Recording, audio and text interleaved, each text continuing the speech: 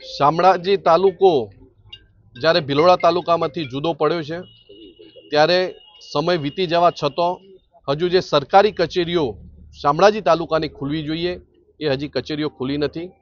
બીજી વાત, સુપ્રસિદ્ધ યાત્રાધામની અંદર 2011ની અંદર એટલે કે 15 વર્ષ અગાઉ ડિમોલિશનની જે કામગીરી હાથ ધરવામાં આવી ત્યારે માત્ર ને માત્ર મંદિર પરિષદનો વિકાસ કરવામાં આવ્યો છે.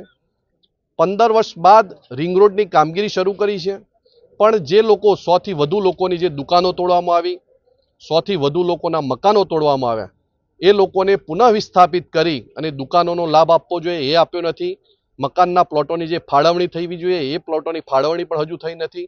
કેટલાક લોકો તો આજે 15 વર્ષે પણ તંબુમાં રોકાય છે. એટલે સરકારશ્રીને અમે વિનંતી કરવા માટે મામલતદારશ્રીને આવેદનપત્ર આપ્યું છે અને કહ્યું છે કે ભાઈ તમે આ સુપ્રસિદ્ધ યાત્રાધામ શામળાજી હોય ત્યારે અરવલ્લી જિલ્લાને જેમ હંમેશા અરમાયું વર્તન રાખવામાં આવે છે એવું તમે ના કરો. પુનઃ વિસ્થાપિતની કામગીરી પણ તાત્કાલિક ધોરણે કરો. રિવરફ્રન્ટની જે વાત છે એ પણ તમે તાત્કાલિક ધોરણો કરો અને શામળાજી યાત્રાધામની અંદર પાર્કિંગની પણ સુવિધા જ્યારે નથી એની પણ સુવિધા તાત્કાલિક ધોરણે કરવી જોઈએ. એમ આ શામળાજી જે યાત્રાધામ છે એનો સર્વાંગી વિકાસ તાત્કાલિક ધોરણે હાથ ધરાય એ માટે મામલતદારશ્રીને અમે આવેદનપત્ર આપ્યું છે.